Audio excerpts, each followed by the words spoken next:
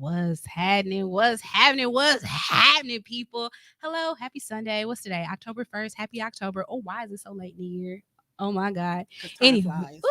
when you're having fun or not. Anywho, welcome to Moment with Moesghetti. I am your hostesses with the mostesses, your auntie, sister, cousin, best friend, always coming with the realness, Moesghetti herself. And as you see, I am not alone today on the show.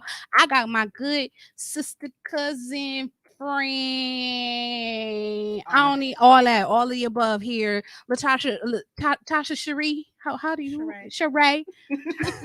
Tasha Sheree on the side of May today to help me get through this thing. Yeah, let's welcome her. Yeah.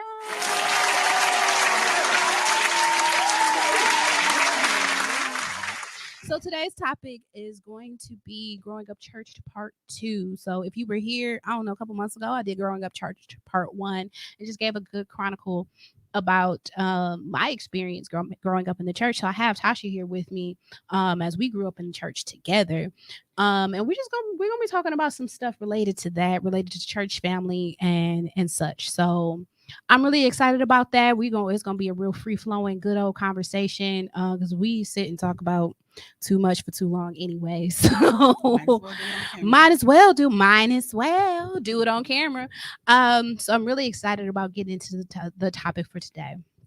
But as you know, we always start out with the church announcement. I still haven't come up with a theme song for church announcement. I just feel like I need like church announcements, church announcements, church announcements, church announcements.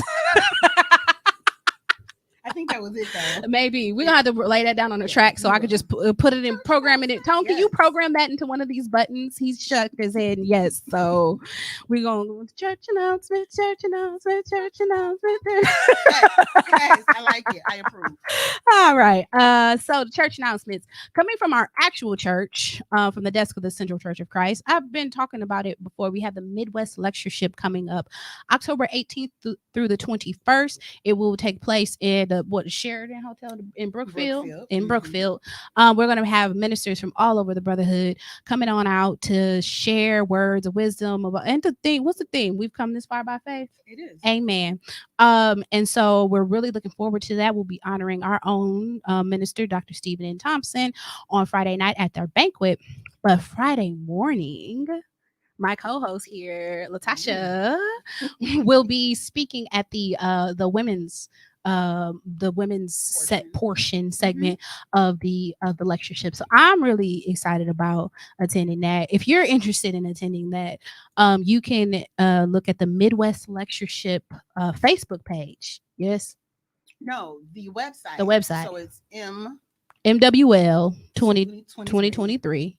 MWL2023.com for more information about the Midwest Lectureship. So we're the Central Church of Christ is the host. Well, the home base congregation this year. So we're looking forward to having people joining us and having a good time. I'm looking forward to seeing what you got to say.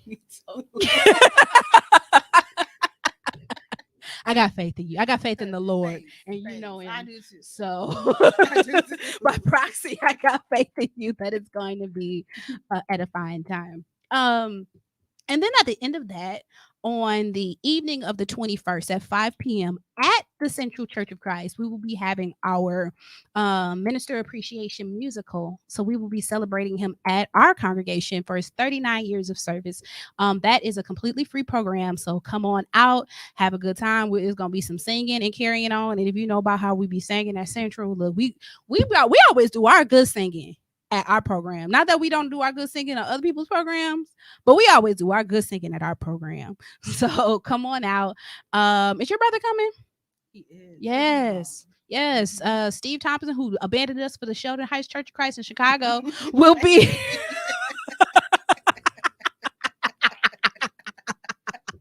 will be coming up with his people. That's the homie. I grew up churched with him too, so I can shade him if I want to. That's my brother cousin. However we define it, we gonna talk about how We our will. church relationship, family We will. relationships when we get to that portion of the show. But either way, we'll be having people from near and far coming through. We're going to have a really good time. I'm excited about it. That program is free. But if you're looking for a good word, the Midwest Lectureship is coming up. So feel free to check out the website for more information on that. Um, I am rushing. Take your time. Ain't no show after you today. Take Take your time, Pastor. my time. Take your time. Right. And for the next not so churched announcement, it's a church announcement. The next not so church announcement, this Friday and Saturday at Muse 33 will be after dark erotic poetry session. Ooh. Why am I talking about that? I'm talking about that because I'm scheduled to perform on Friday night. Friday the 6th. 6th. Friday the 6th at Muse 33. So if you look at Muse MUSC 33 MKE on Instagram, you can get more information. I'll probably be posting a flyer on my personal page after I let my mama know that I'm finna be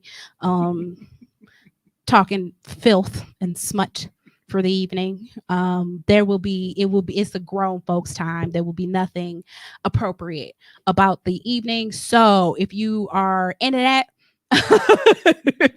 That was your disclaimer. that is your disclaimer.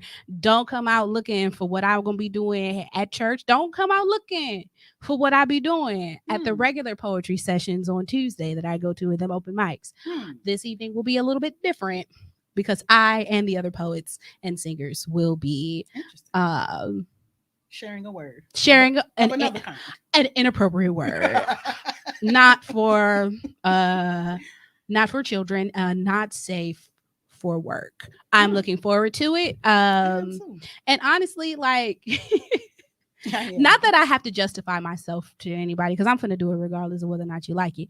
For me, in this phase of growth and liberation, it's just another piece of me tapping into another side of myself, another piece of my artistry, expanding my repertoire into an area that I'm not usually accustomed to, and kind of breaking down some of these boundaries and barriers of fear, because it's just words. They're words. It's just words, and words are powerful. Words are So you powerful. can speak life with words or kill a life with words. Mhm. So and you can trap yourself with the things that you do and do not say. Yeah, absolutely. And you can liberate yourself with the things that you do and do not say. So I'm really excited about the experience to be able to just kind of step into that arena and do something that is a little bit different than what I'm accustomed to doing. So I'm really excited about it. If you're interested and you're in the Milwaukee area, like I said, Muse MUSE 33 MKE is the Instagram. It's a ticketed event and it sells out pretty fast. It is limited seating. So if you want to get in there and see it, you better get your tickets because it's small and they do be selling out. And it do be a good time. So yeah, come on out, support your girl. And the other poets, because I ain't the only one. I'm not the feature or anything, or I'm just there. I'll be there. Or maybe look, it makes you feel better. I'll be the feature, whatever. Just be there. Just be there. Be there or be square, which they say is not around. Right? That's what they say. Well, I feel like when people started saying that, it's just because they found out another way to say it. You know how sometimes they be like, oh, it's always been this. No, it hasn't. That y'all just came up with that because it fit. But anyways, be there or be square. Yeah. Anywho, so hey mom. Hey. Moesghetti is in the building. Hey, Moesghetti. Mama. My number one fan. Hold on. Claps are air horns for her. She hates air horns. Yep. Moesghetti's in the building. Okay. Right. Did I just give her a new name, Moesghetti? I'm not. She's your sister, so right. Anywho, right. That we'll actually talk about that later. Right. Too. Well, we're gonna talk about that now. I'm gonna take a drink of water and we're gonna okay. Go ahead. Look what hydration. I can't have you in the studio with me. I know. We play too much. Serious moment. Yes, mother. I am going to be naughty. That's okay. I'll be there. She'll be all right. I don't know if you thought I was going to say no, but I don't. Right. I'm not going to be naughty now and lie. Right. Right. No It'll be a good lying on time. live. No lying on live. I mean, if I lied, she could just rewind and see exactly what I said for the last And then minute play it back to you. and be like, "This what you said? Yeah. You grown." Exactly. My mama said I'm grown. I'm 35. So if my mama said I'm grown, that means I'm grown. I can do what I want to do. I should screenshot that where she said I'm grown. Right. Let's do that. If anybody got a problem with it, I Let's got do evidence that that. my mama Let's do said that. I ain't live with her. I ain't live with her. I've been paying my own rent for like a long time, so I do what I want. Anywho, she said I already heard what you said. I mean, if I didn't want you to hear me say it, I wouldn't have said it on live stream On live. when I know that you be in here. And the rest of the world. Anywho, all right. So switching gears. Let's switch.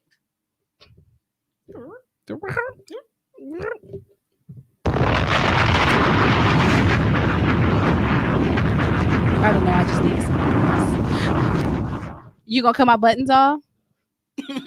Don't be threatening me like that, Tone. I just be having fun. Anywho, so we're going to go ahead and switch gears back into our topic. Like we said today was growing up church to part 2. So I have Latasha here with me, who is somebody who I literally grew up in. Mom said y'all a serious hot mess. Absolutely. Yep. Tasha and I literally grew up in church together. So we are both members of the Central Church of Christ. We have both been members of the Central Church of Christ pretty much our whole lives. Her, like we said, we're celebrating our minister's 39th anniversary at the congregation.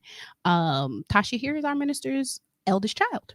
I am. And she has been there the whole 39 years with him. I am 35 and I've been at that congregation for them 35 years. Right. You know, give and take the times that I have lived in and out of the city. Mhm.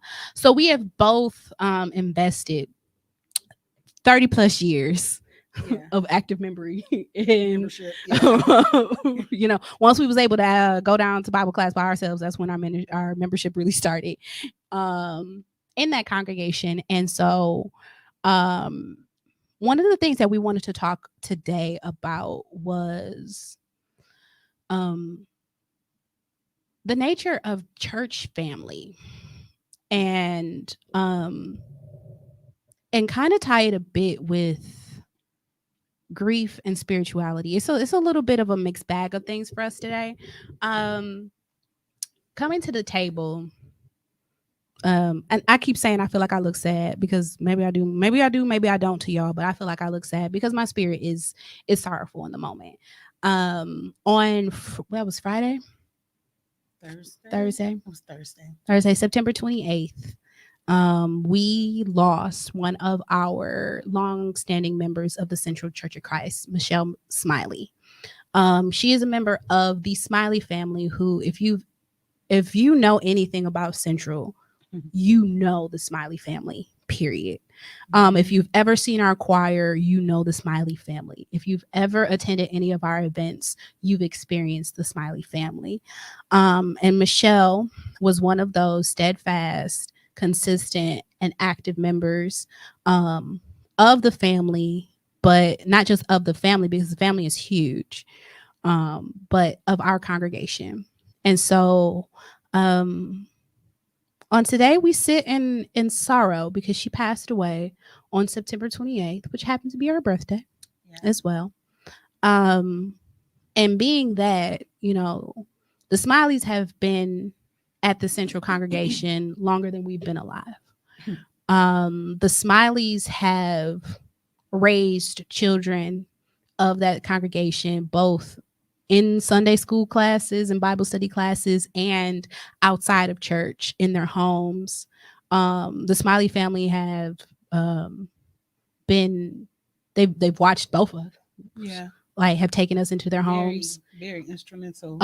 At different times of life, be it babysitting us, be it, you know, teaching us outside of church. Right. And so it wasn't just that these are people or a family that we've interacted with while we were at the building, but these are people who have been a part of our lives.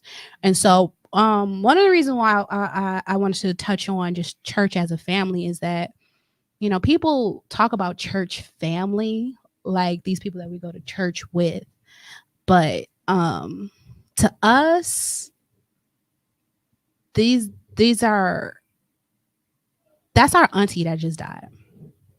Hmm. For us, the line becomes very thin, and there is no demarcation. It's very hard to, they're blurred lines when it comes to our church family. We're very close as a church. And so when one hurts and one feels, all of us do. But the fact that Michelle was so instrumental in our lives, it leaves a hole because one of our aunties truly is missing.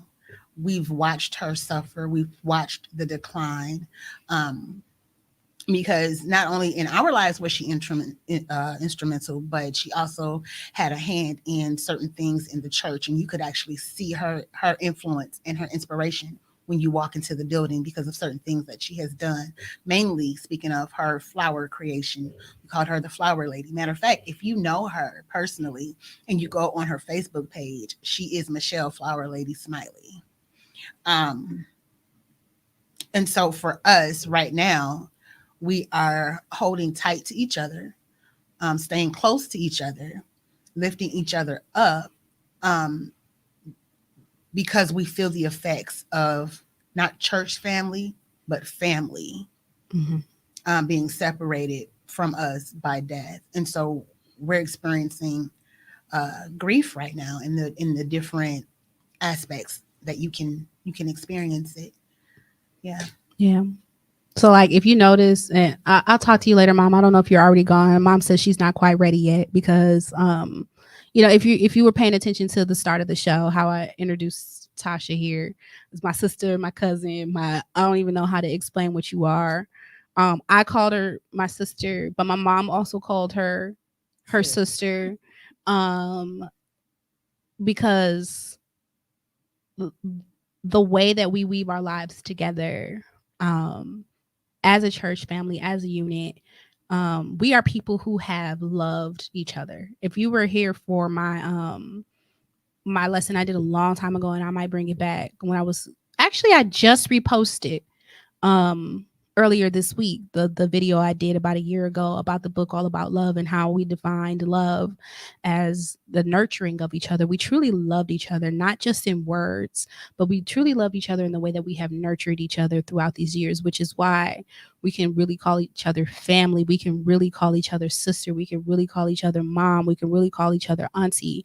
And these they're interchangeable terms because we love each other not just in word, but in action, the Mhm. way that we would love our actual siblings, our actual parents, our actual aunts and uncles. Um, and that I think is one of the most beautiful things about growing up church Mhm. is that I've said I don't know how many times that well, I used to say that I could show up at some of these people's houses with nothing but the clothes on my back. But in all honesty, I could show up at so many of y'all houses without the clothes on my back. Facts. Matter of fact, I've almost done that. And I'm not even saying that to be funny, but there has been times where that has almost been my reality. And I knew who I could go to, and I knew who would receive me well without judgment, with love, and with a open heart, an Mhm, open arm. mhm. And it and the list wasn't even short. Right. The list was long. Yeah. Um, and we don't always take advantage of that. We don't always True. take advantage of that. And I think that's our own egos that come into play Hmm. in those moments. Um, but the beautiful thing about growing up churched is that you get access to all of these genuinely loving people, all of these kind hearts, all of these servants, all of these folk that Not they might have something to say. You might get you a lecture once you sit down at their house. Matter of fact, they they might fuss at you about not coming sooner, or getting yourself all the way in this predicament without coming to them before now. But they gonna take care of you. Yeah. Gary, I see you in the comments. He said, I don't know how many churches in today's world honestly hold the depths of true kinship through as many generations. There may be, but I've yet to see a family like Central. Yes, Hey, yes, Gary. Gary, yes. I'm so glad that you're here right now. He's another person who Yeah. has grown up church with us, and I can remember him in our childhood as well. And there is that's part of the reason why what he said, that there may be, but I've yet to see a family like Central. um Yeah. I honestly, I think that one of the reasons why the Lord has blessed us to I'm gonna cry through this whole episode. I believe that one of the reasons why the Lord has blessed us to be able to even keep our doors open through the ups and downs of all of the years and through the pandemic and everything is because the Spirit of the Lord is really in there. Mm-hmm. Genuine love is really in there. Um, Through the last like couple of years of me singing with Praise Motivated, I've come in and out of a lot of different churches. And I'm not gonna talk down on anybody else's denomination, because it honestly ain't got nothing to do with the denomination. It's got everything to do with the congregation.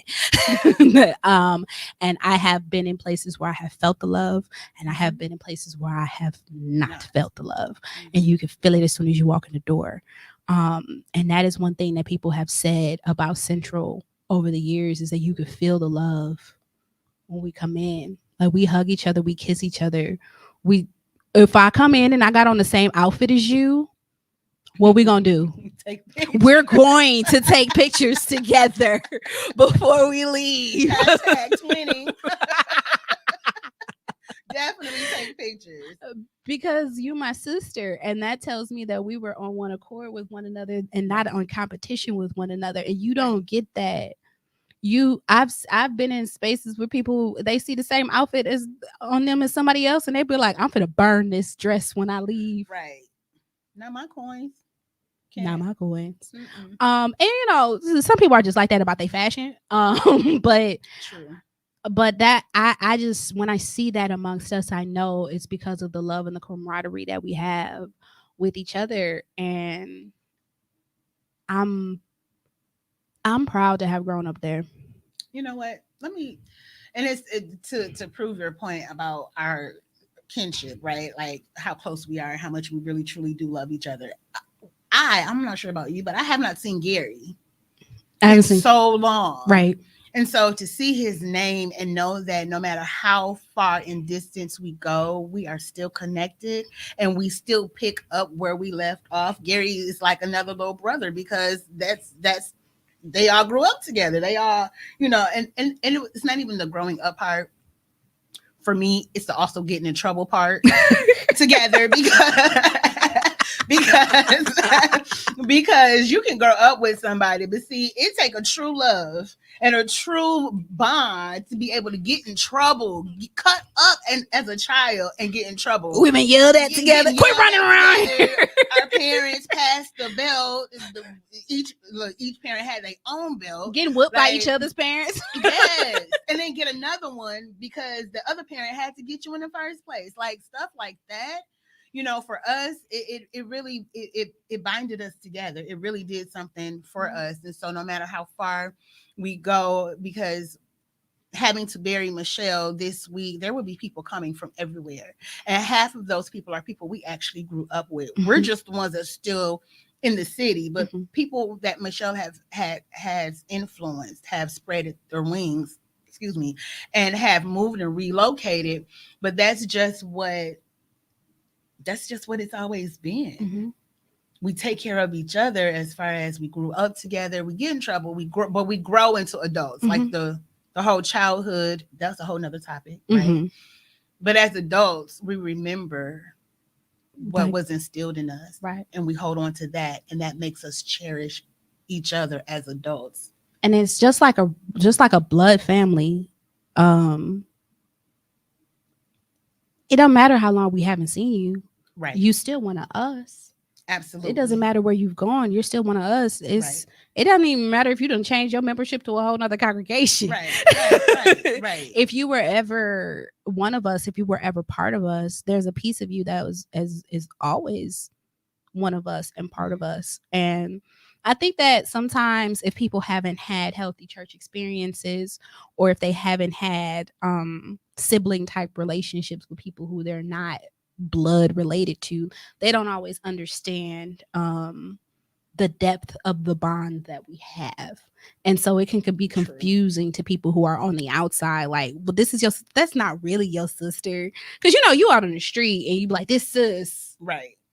And they be looking for the actual relationship. Be like, okay, your daddy's side or your mama's your side. daddy's side or your mama's side, or like, is this somebody who you just keep it on reserve until you, Right. or like, what's the real story behind y'all? No, the real story behind us is that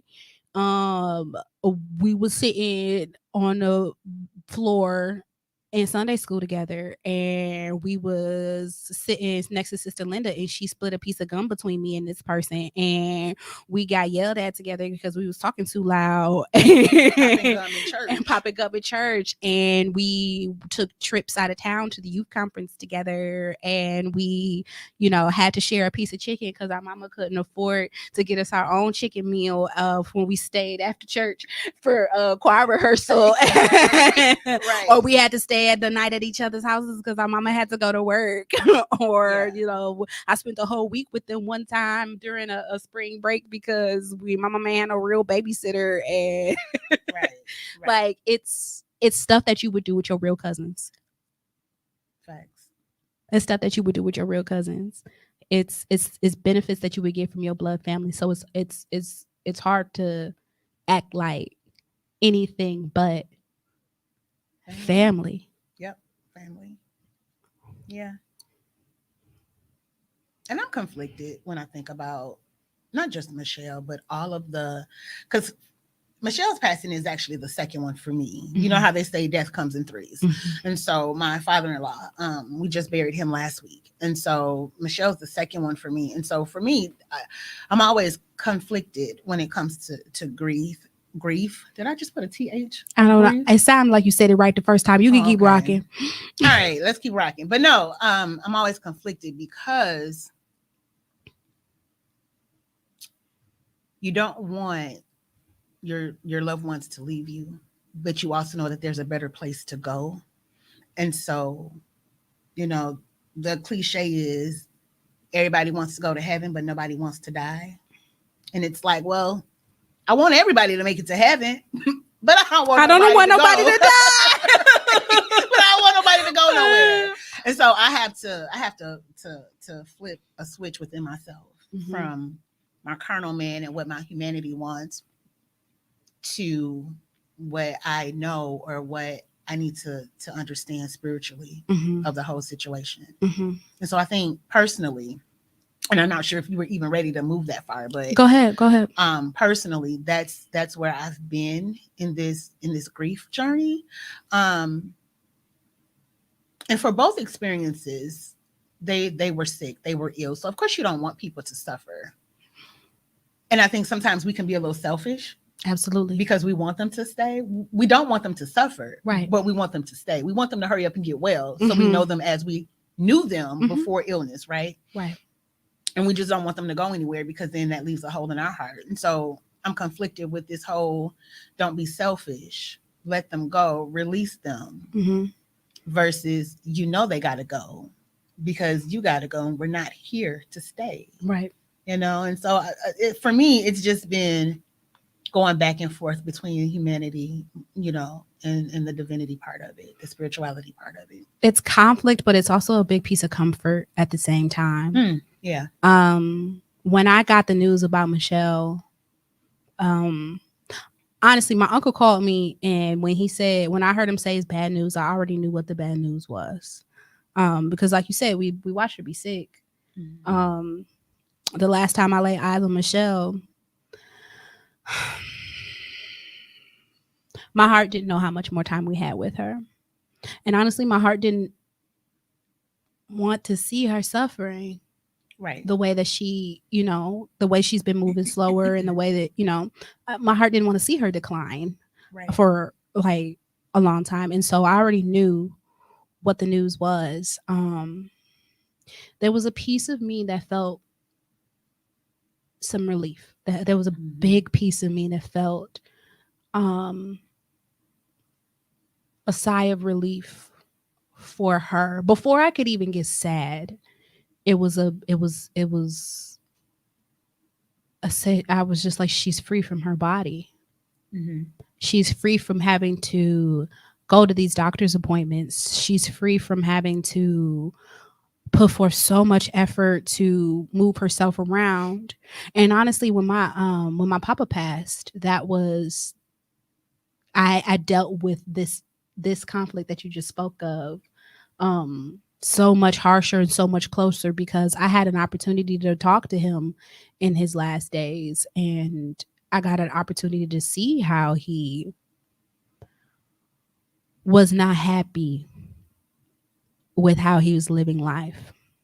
And my grandpa was a Marine. Like, he, in his 50s, was climbing trees. Right. Like, and he is an independent man who had a hard time not being able to do for himself.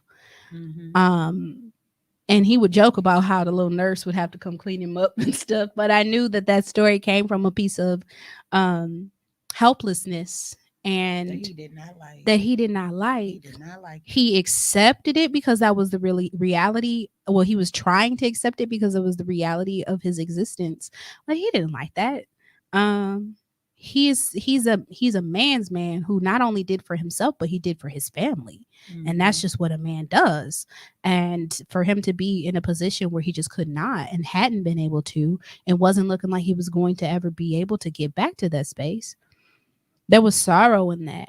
And when he left, I knew that there was joy in not being limited by this decaying and declining Body.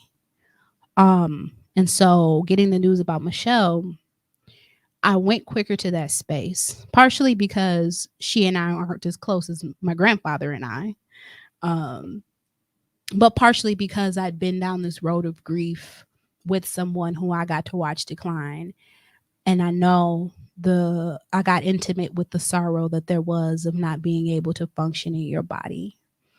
Um, and so with the spiritual aspect of it all too, I also know that um, as I've grieved my grandfather, I've grieved him differently than people who I knew who were not consistent in their faith. Hmm. Mhm. Um, I've lost other people who I had questions about their relationship with God. Um, and I've prayed very hard and heartfelt prayers for those people. Like, God, like, seriously petitioning. I know they are a good person. Right. Like, and I know this is not how you say it works, but if you could let them in, Right. that would be really nice. Yeah. I um think we've all been there because at I some would point. hate to see people who I know were good folk see eternal damnation. Right. But I don't have to pray that. I didn't have to pray that kind of prayer behind my grandpa. Every time I questioned about where his soul would go, would be, there was peace. And so I know that as I mourn Michelle going forward, anytime there's a inkling of a question about where her soul will go or Mhm. is, Mhm. there's peace. And I know I have that to look forward to in the grieving process, which Yeah. put me at a place of peace much quicker with her than with other people who I have grieved. Yeah. And I think too, the way someone transitions definitely plays a part in how you grieve them. Um, when you see someone that's ill and you see them declining, you kind of know, not as if none of us can be taken out of here at any minute, but it's almost like when you see somebody sick, you see them declining, it puts you in gear to say your goodbyes or make peace with what their current condition is. So Mhm. if it's his will that he takes them, that you find peace and you start you it's almost like you start grieving them early, Mhm. right? Like we Yeah. already knew that Mhm. Michelle was sick, but of course we didn't know that her demise would come um Now. now, right? But then the way we grieve her is completely different than the way we would grieve someone who is unexpectedly snatched out of here. Mhm. Um, and with most tragedies, that's how it happens. There was no warning. You get no goodbye. You get no flare in the sky, no balloon coming past you, no crystal ball to tell you like it is what it is, and you Mhm. have to wrap your mind around that. So with the passing of some, I definitely have been at a more peaceful spirit. Um, and not to say that I don't have questions because there's certain questions that I do have, but I've learned to um, first of all keep the faith, as our pastor slash dad, Dr. Daddy, Pastor Pop. right, as he ministered to the family today, you keep the faith. But I definitely have experienced the different ways to grieve someone, um, based on how they were taken out of here. And one thing that I will say is that I think a lot of us have prayed those prayers that we know such and such was a good person, and they might not have done all that he, as in God, needed them to do as a person, as a Christian, as a believer, as a member. But then sometimes I snap back and be like, but Tasha, you ain't did everything either. So while they're resting where they are resting, wherever they may be resting, and hopefully it's in the bosom of Abraham, Mhm. but wherever they are resting, then I have to tell myself, but you are still here in the current. You are still here in the now. And whatever you don't have right in your life, get it right. Whether it's the relationship with your biological family, the relationship with your church family, your community, those who have wronged you or you have even wronged. Like death puts you in the mind state of get it right, because at the end of it all, what death does is make sure things are final. Mhm. Ooh, girl. And there's no coming back from final, because final is final. Mhm. Final means just that, it's over. And so as we mourn those who have gone before, and even in the future, those that we mourn that are to come, I've always tried to keep myself in check to say, hey, you don't have it all together either. You will have to come this way someday. So you make sure that you are right with your maker, so that when it is your time, that you are resting where you believe that you want to go. Listen, heaven and hell is real. Heaven and hell is real. And so, I would love to make it to the gates and be able to get in, right? But then we have to snap ourselves back and say, hey, there could be things that will hinder you, so you make sure you have it together. And I think that in grieving Michelle and grieving Papa and grieving everybody else who has gone on before, one of the things that I appreciate is that we still have time. Mhm. I still have time to say I love you, Mo. I still have time to say, hey, if I've never said I'm proud of you, and I'm saying that now, but I'm actually being for real. Like, I am totally proud of you. Not gonna cry. I'm not doing it today. Definitely crying. Nope, not gonna do You it. see the twinkle. But I am. I really am. For those that are watching, like, you know the milestones that you have had in your life. You know the victories. You even know the valleys. But you're still here. You are still here.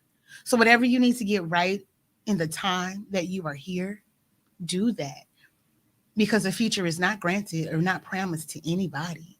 That's one of the things that I always have to remind myself of. Michelle has done her job. She has fulfilled her purpose. She has done what the Lord has needed her to do, and her work here is done. You're here because you still got work to do. Mhm. Now you got to figure it out.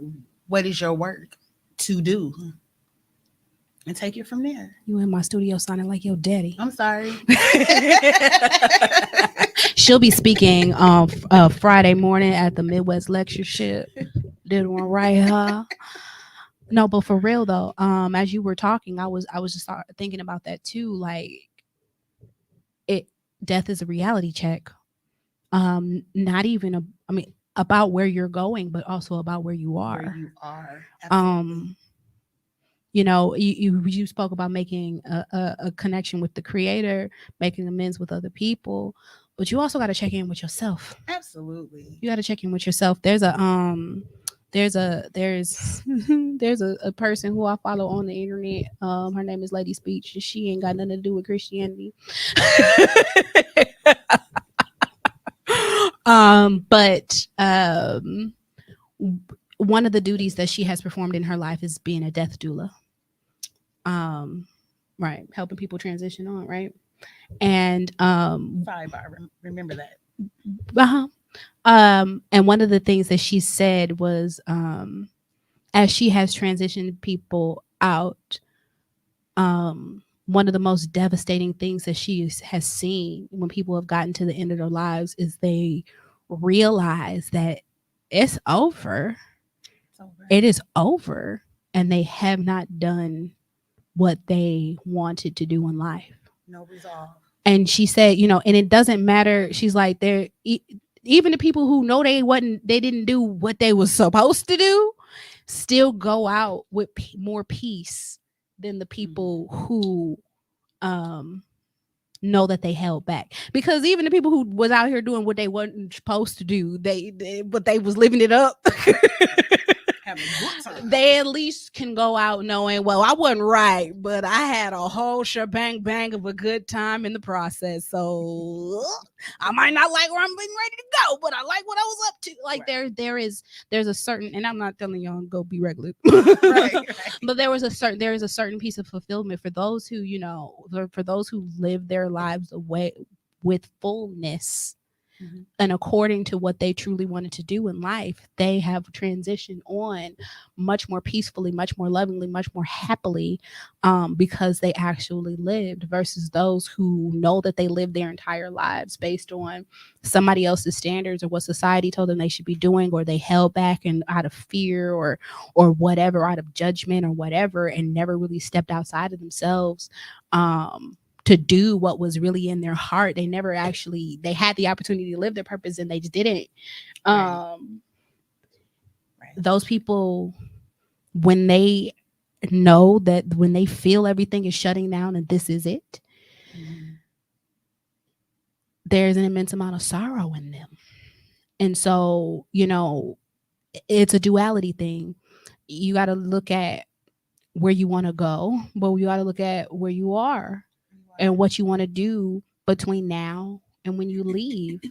And when I talk here a lot about making different changes in your life and being the person that you want to be and growing and all of that stuff, I frequently say, make those changes today. Like, Right. step into the essence of the person that you want to be today. Like, evaluate yourself today. If there's a new habit that you want to form, like, figure out how it starts to fit into your life today, because tomorrow is not promised. At all.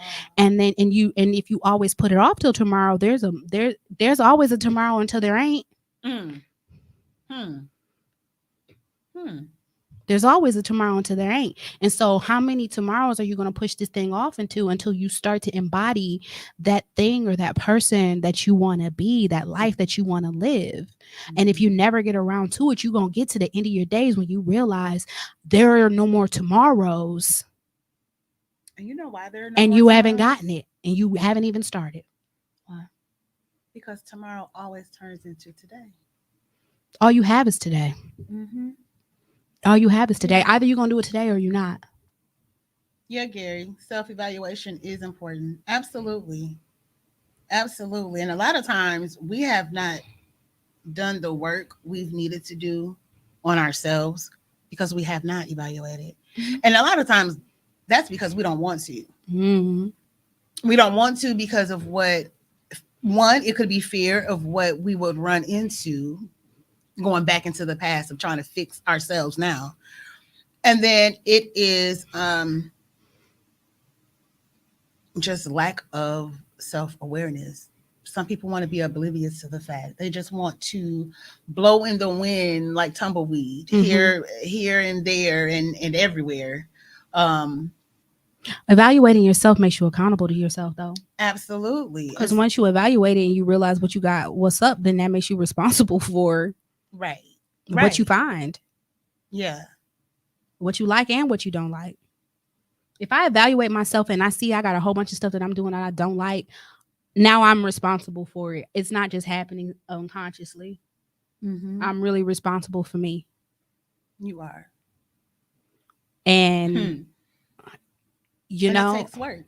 it There's takes work work. and responsibility. Mm-hmm. There's work and ownership, and there's work and accountability. Mm-hmm. And if you're not willing to do the work, you're not going to assume any of those positions. Have you ever seen? Well, I was gonna say, have you ever seen a thief not be held accountable, like hold themselves accountable for just stealing a bunch of stuff? But then I kind of have, so that wouldn't make sense. But but still, like you definitely have to do a self evaluation, and it's not for anybody but you to do that evaluation. Mm-hmm. You would be so surprised of what you learn about yourself. Um, Here I am, grown, right? Fully grown, because when we moved here, I was only 2. Mm. I'm not 2 no more. No. And so what I used to like as that 2-year-old, I don't like as the adult woman that I am now. Right. Or vice versa. What I didn't like at 2, I might like now. You know Right. what I'm saying? Like, but it took me to learn who I was, and that wasn't an easy process because my life had to be stripped of some things. I had to be stripped out of my box of comfortability in order for that process to happen. And it's ugly. Mm-hmm. It's ugly. If you're not ready to do the work on where you are, hmm, but then are we ever ready to do that work too? Because we don't know what we're going to come up against. Yeah, it's work. Girl, am I ready to do the work? Ready and willing are two total different things. Like, Two that's a total whole different nother things. thing. Before we started talking today, I was to Tasha, and this is not even the first time I've said this to you. Me and the Holy Spirit be at it. Holy Spirit be like, this is what I want you to work on in life right now, and I be like, I don't want to. Right. I'm going to, but I'm just letting you know that my opinion about it Right. is that I don't wanna. But you are. I will, because I'm going to walk in Mhm. obedience, Right. because I do have an understanding that, that the things that I'm being, that the Holy Spirit, that my own spirit are connecting together about in my own development is for um my own personal growth, but it's for the growth and development of the people around me, be it the people who I physically touch or the people Right. who I touch online or the people who I touch when I'm at work or the people who I am going to touch in the future. All of these things, all of y'all getting what you need through me is predicated on me doing the work that I need to do. Right. And I also know I don't wanna because it's hard. But you have to. But It's called adulting. it really is. But the reason why um I'm vocal about like not wanting to but still being willing to is because I through my growth process I'm not gonna sit here and fake the funk with my own self about what I do and do not want to do. Because if I Right. walk forward in something like I'm willing to do it when I know good and well that it is hard, then I will not put myself in a position to petition for the type of assistance that I'm going to need in order to get through whatever that difficult thing is. So I know I'd be like, Holy Spirit, I don't want to do it because it's hard. I'm scared of it and I don't like it. Holy Spirit will be like, okay, yeah, I see. So Knew that let me, already. yeah, knew that, but Knew okay, that. but since you're gonna be loud about it, okay, let me send you a friend, let me send you a partner, let me send you a spiritual battle buddy, let me send you a uplifting prayer word, let partner. me send you a prayer partner, let me send you some encouragement, let me put you in an environment where this can happen. Let me put you in an environment where you ain't got no choice. Let me put you. And that's usually what happens. You're put in an environment where you don't have no choice. It's in your face and you have to deal with it And you- before you can move on. Right. And so you'll be when you're honest about where you are, you're more honest about the tools and the equipment that you'll need in order to get through that phase of your life. And so I'll be like, I don't want to, but also I'm willing to, I'm trying to work through, because working through my resistance and my fear are parts of the evolution as well. And if I can work on Mhm. working through my own resistance, and I can learn how to not be resistant, and I can learn how to be open, and I can learn how to be fearless, then the next time I got to encounter something else that I don't want to do, I'm more equipped Right. to walk through that door, because I've dismantled some of that mental framework. So it And what that's doing is preparing you to walk in your purpose fearless. mm-hmm, So you have all of these, let's say, walls of fear, right? And you knock them down, and you may not knock them down all in the same time frame. One wall may be easier to knock than the other, right? But by the time you get to who you need to be to fully work and walk in your purpose, the fear that you may have had to do that is completely gone we because bust that you down a have long time ago. overcome everything else. You have done everything else that you needed to do, and there's nothing left but to walk in Walk. your purpose. Just walk. And here's the thing about walking: you never walk alone, Mm. ever, ever. You'll never walk alone. Which reminds me of the footprints in the sand Mhm, poem. mhm. Yeah, you'll never walk alone, and I think we have to remember that. And circling back to the original conversation and the original thought on church family, there has been so many church people, right, that has poured into me personally, that I feel a certain responsibility to either pay it forward, or when they need me, to be there, however that is, whatever that looks like. And it's not, oh, because they did this, I got to do this, and Mhm, have a hardened heart about it. It's a heart of gratitude. mhm. Because as those resources you were talking about being put in certain positions and around certain people, it seems like when I needed someone the most, God fixed it to where I sat among people who could help me. Mhm. And it wasn't now, it might not have been the help that I wanted at the time. Girl, but it was the It help was you the needed. help that I needed. Mhm. And the help that I needed, that I received, was the help that took me further Mhm. into where I needed to be. Because we're not paying this forward as an exchange. It's not like a one for one tit for tat Not at exchange. It all. is a true genuine expression of, I'm thankful. I am grateful, so I show Mm-hmm. my gratitude by being present. We literally, when we were talking to the other Tasha Right. about the arrangements for Michelle's funeral this weekend, like she was like, I don't. She's like, you gonna be around? I'm like, absolutely, of course. Right. She's like, I don't even know what I need you to do yet. I might need you to read this. I might need you to do that. I might need you to literally just be on standby to stand up and do whatever. And I said, Mhm. anywhere that you type me in on the program Right. ahead of time, or pencil me in the day of, or point at me and say, get up, or just Mm-hmm. you sit down and I'll get up, Right. I can and will do that for you. Right. Not because you, well, yes, because you've done so much for me, but because you have loved me so much Mm-hmm. that I can't help but to love you Back. back. Right. And in this time, I don't know how to love you because I don't know what to do Right. other than be present Be present. Be and available. and be available. And that is love, that it's just is deep seated. It is born out of years of camaraderie. It Mm-hmm. is born out of a genuine hearts. Yeah. It's born out of growing up church. Growing up church. Yeah. Because it is about the faith. It is about serving Jesus. It is about praying to God. It is about all of the stuff that we're commanded to do when we come to worship. But it also is about the fellowship. It is also about communion. It is also Mm-hmm. about congregation. It's about fellowship. It is the reason. Look, I say this frequently. The first thing that God looked down and said was not good was for man to be alone. And a lot of times we put that in context of we need a partner in a relationship. It's an Adam and Eve thing. But he said it's not good for man to be alone. So he gave him a complementary partner. Um, But he said it's not good for man to be alone because we shouldn't be down here trying to work this whole life out by ourselves. Can't. We can't. God, I went crazy. I'm just saying. All by myself. Look, you can't even pick up a couch by yourself. Like Right. basic stuff. Right. And so it was never meant for us to operate in this world alone. And as it became more populated and there became more of us, we can create communities and villages around each other. Like,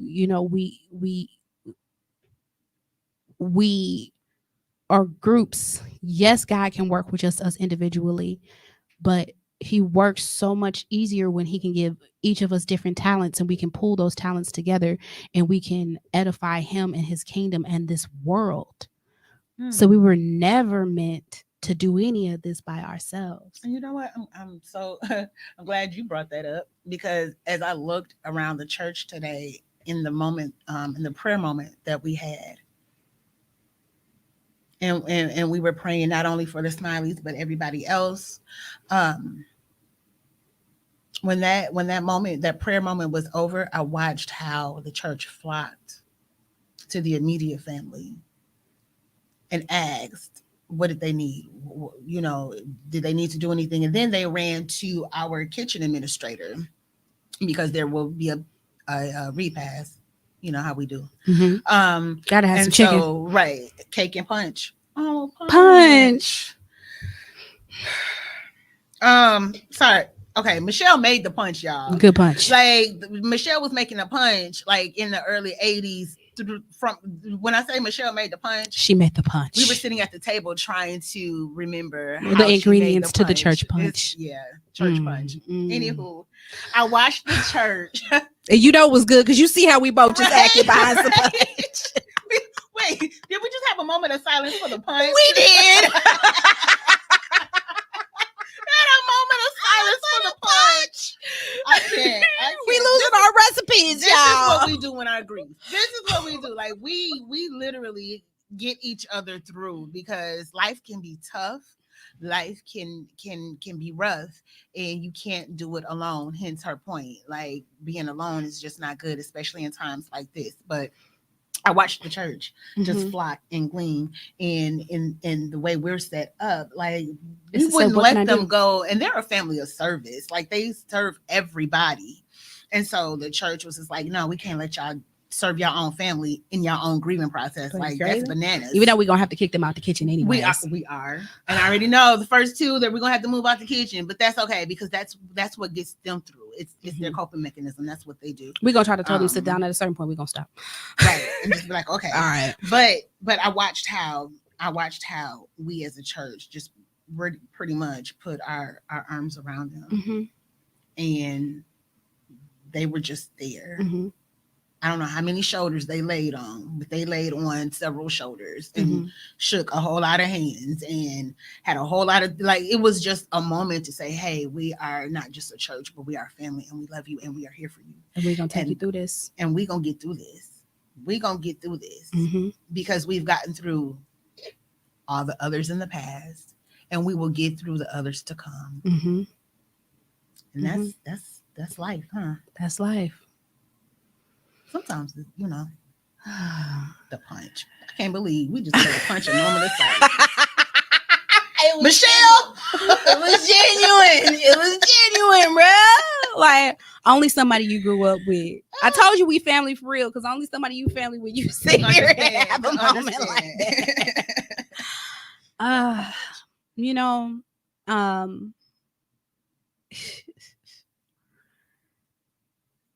I know that in this era of life, people are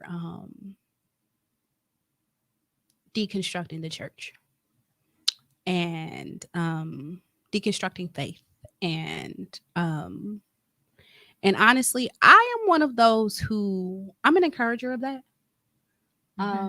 because I feel like that you can't believe in something that you don't believe in.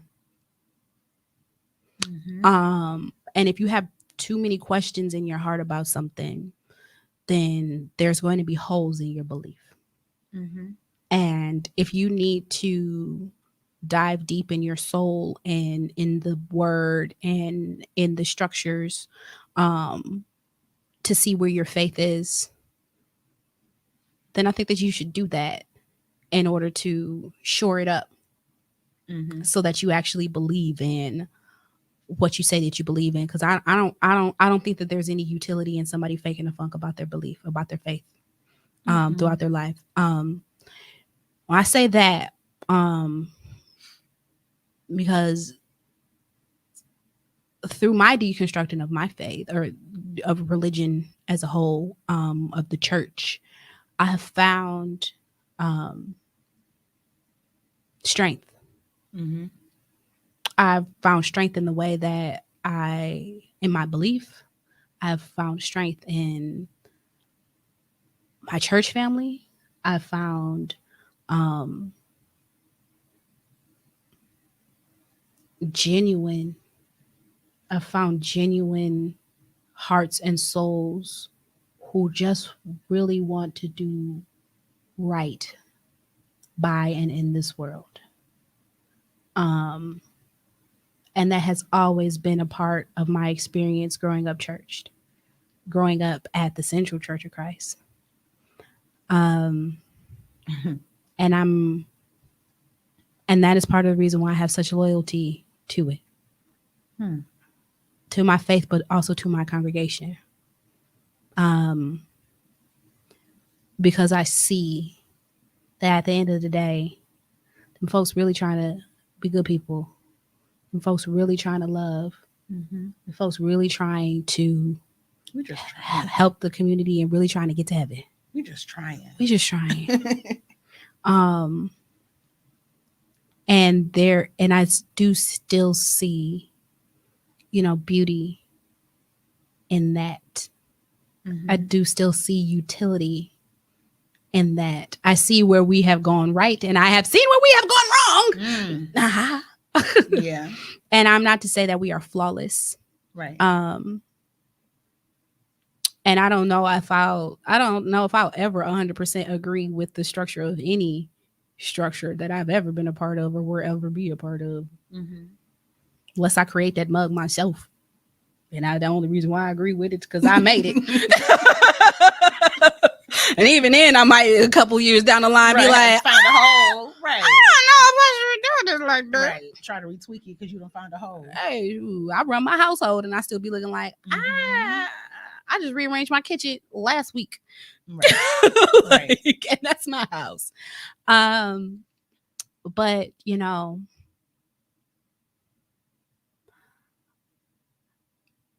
where there is God, there is goodness.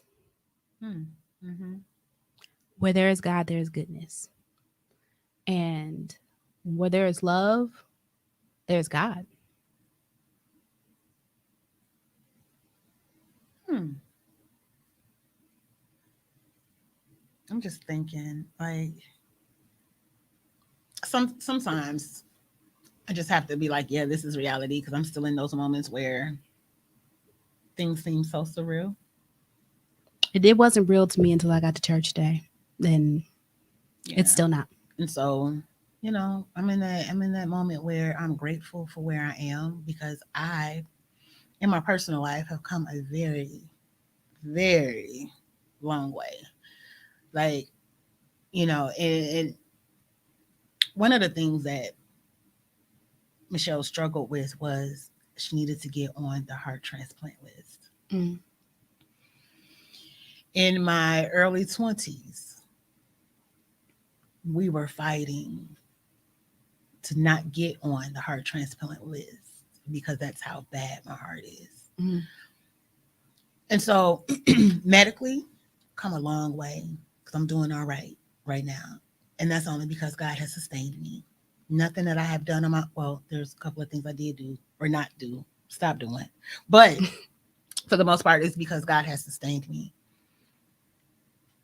And then because my people have poured into me to make sure that I was okay.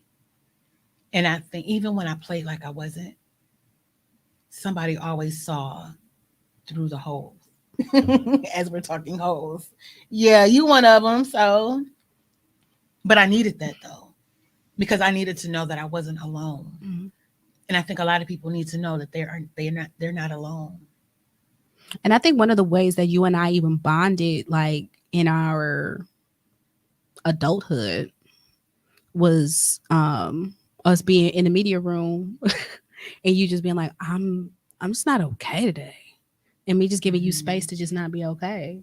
Yeah, because that was my reality at the moment. That was what my that's what it was. And there was times where she was like, "Look, I need you to be at the CD selling table because I cannot. I don't feel good. I don't feel Mhm. like feeling good. I don't feel like I don't feel talking. like feeling I don't feel good. like talking to people. I don't feel like Right. being. I can't be nice right now because everything hurt." Hurts. Right.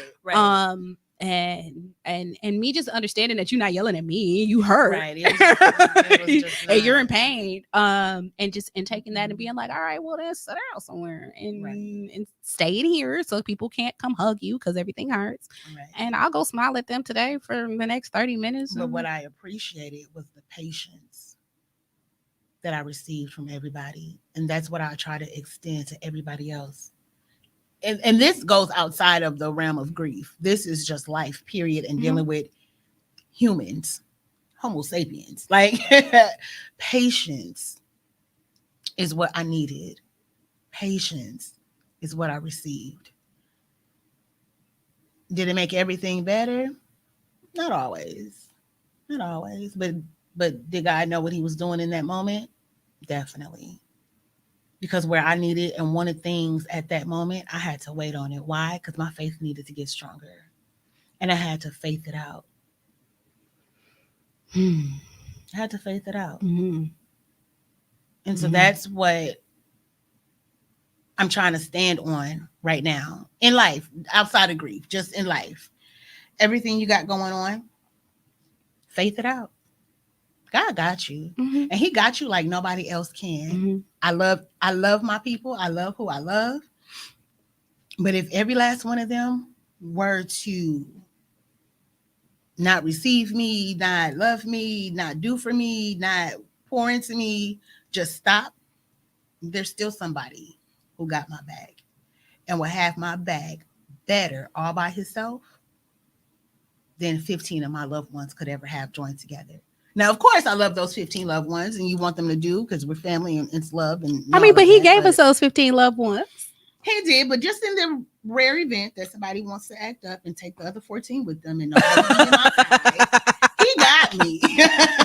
I'm just saying, revolt. I'm just saying, my God got me. I don't know about you, but my God got me. For And real. so that's where I find my comfort. That's where I find my resolve. And although life has a way of life Mhm. and being an adult has a way of adulting, Lord, I know someone who will get me through it because my faith lies in him and I'm going to faith it out.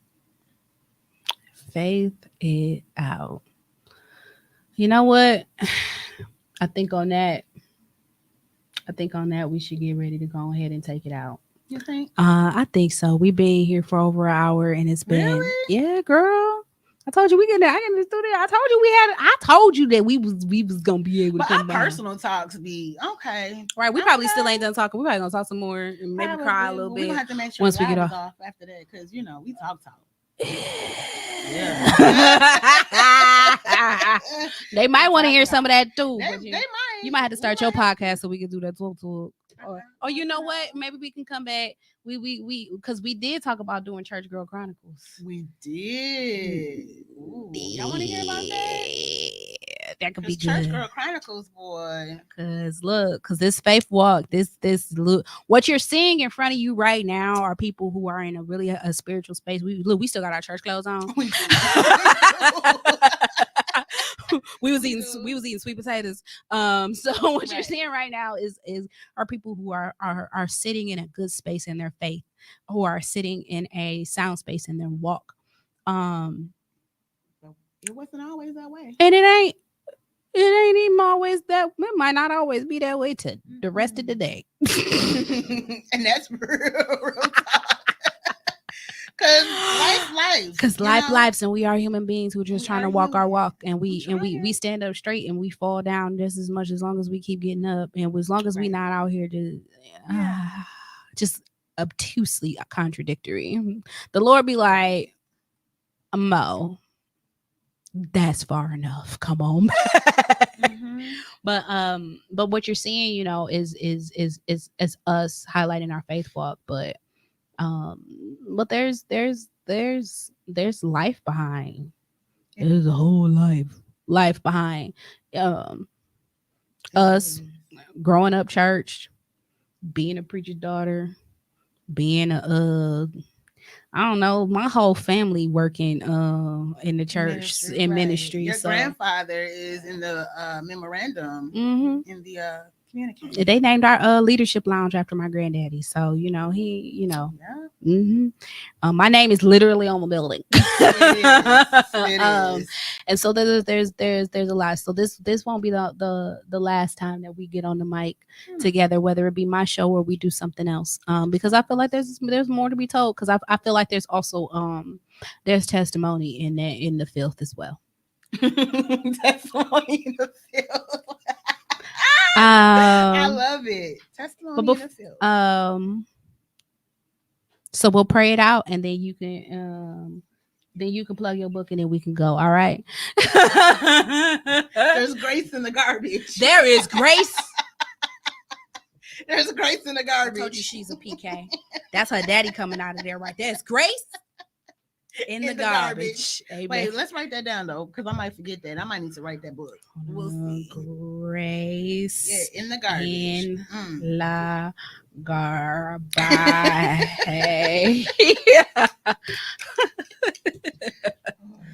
Endurance in la basura. Okay, let's pray it out, and then we'll plug our stuff, and then we'll go.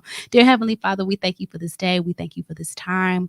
We thank you for this opportunity to speak with one another. We thank you for this family, and we thank you for just life, and we thank you for fellowship, and we thank you for love.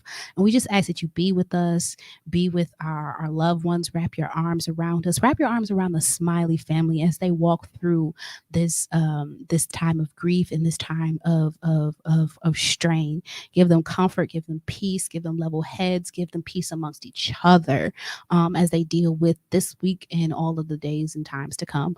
I ask a special blessing over the those who are under the sound of our voice. May they be edified by what we had to say. May they be encouraged along their walk, and be with us as we go throughout this day.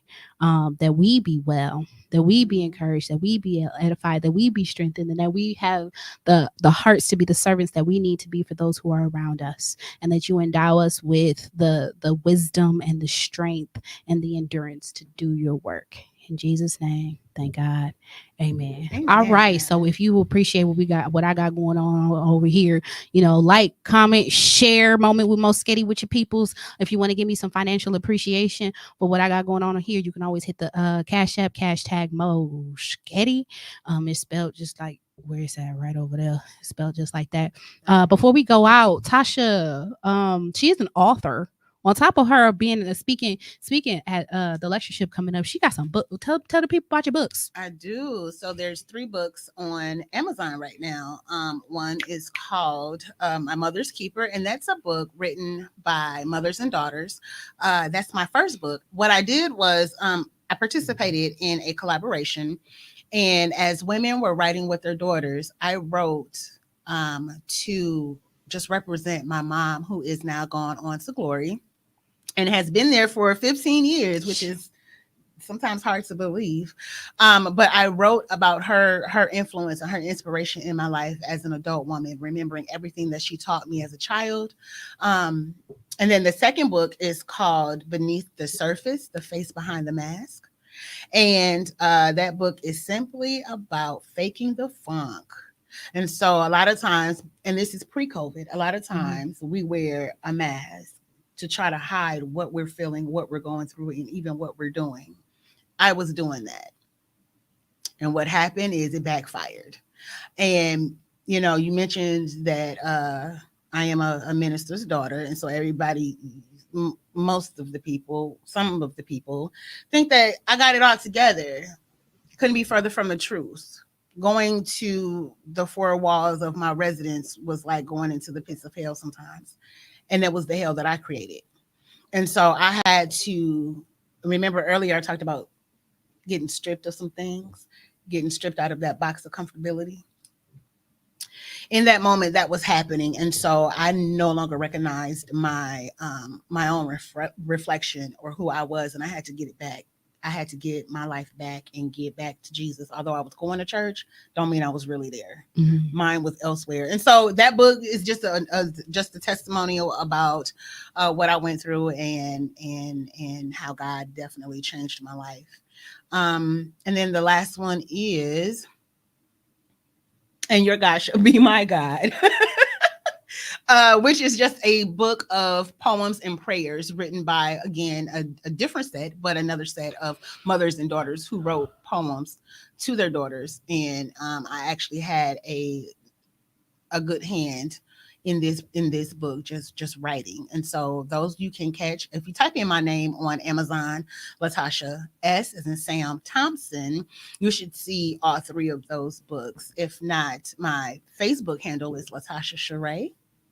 I'm friends with Mo, so you can find me on her friends list if you can't find it doing a basic search. But that's what I have going on. And then so I hope to see you or hear from you that Friday that I speak at the Midwest Lectureship with the ladies. We're actually talking about faith.